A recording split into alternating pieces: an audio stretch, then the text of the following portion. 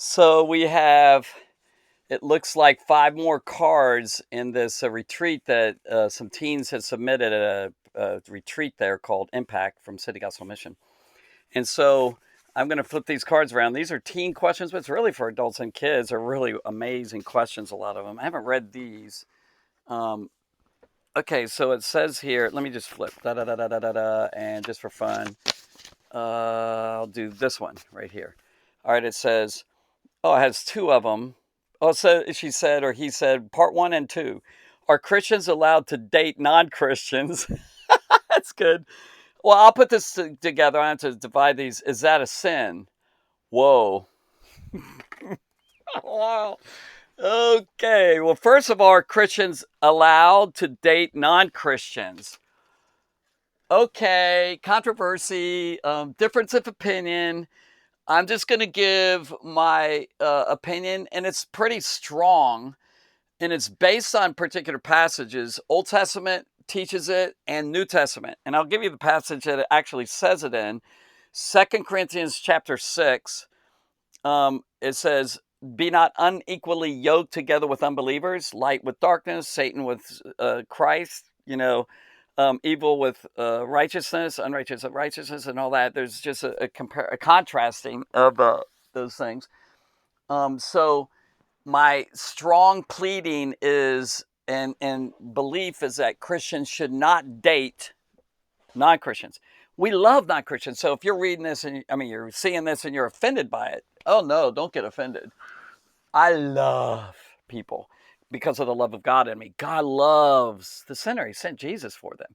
So what is the issue here? Because they really, if you're a true Christian, you're a person of God. The others aren't yet. If you're a true Christian, you're light. The light is starting to dawn. You're light in the world, and also you have light that continues to spring up, like Peter said, is like the light of dawn, and so yeah, that you can't mix them. And let's say you're dating, which in my opinion should be later, late teens, late teens, after high school, college, in the 20s, or after that, even later.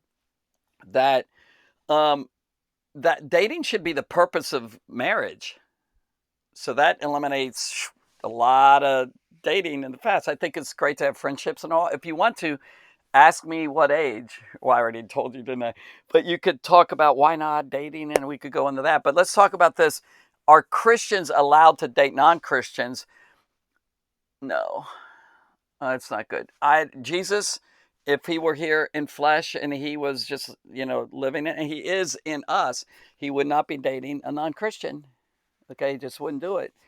And what happens if you start really getting closer and closer, start falling in love? Now you're going to marry him? No way. Scriptural thing in the Old Testament, God said in the first five books of the Bible and all, and the laws, don't mix, don't marry the other nations and all, because they're following other gods, and it's not right. So no, no, no, no, no, no, no, no. And you really might have an attraction towards someone. Really, oh my goodness, just be friends with them, and try and reach them for Christ. Don't say get saved so I can date you. They'll do it maybe fake if they love you already. So try and reach them for Christ, and then if they get into Christ, great, and then go for it. At the right age and all. So that's my advice. I think I really am solid on solid ground of wisdom. It's not wise. It's foolishness. Sorry. But pray for them. Try and pray them into the kingdom. I mean, there's possibilities that it can happen, that you can help change them, but no. It just, Jesus. What would Jesus do? He wouldn't do that. I'm telling you right now. So, all right. And is that a sin? Hmm.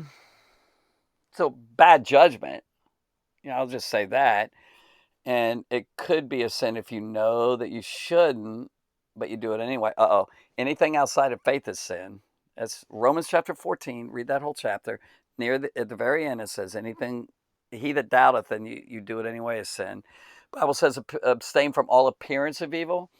And again, these people are precious. They might be wonderful people, decent human beings, great citizens, etc., but their spirits are not united with God. What happens if you did date and then you get married and then they end up going to hell and you go to heaven? And then what if you do get married and how are you gonna they're unbelievers. How are you going to take your children? Who are you gonna raise them up under? The unbelief or belief? That just doesn't mix. All right, there I could say more if you want, I can. If you want to say elaborate more in the comments, I'd love to. By the way, if you have any questions, uh, anything pertinent to whatever, feel free to ask us questions on there in the comments, and I'd love to um, talk to you. By the way, if you have disagreements, I'd love to just communicate, and I can do another part 2 of this. If you said something, what about this? I go, wow. Or you disagree, and I could either communicate that way, or you can let me, we can communicate behind the scenes through email or whatever. So you can say, whatever you want there, and we can connect. All right. God bless you. Bye.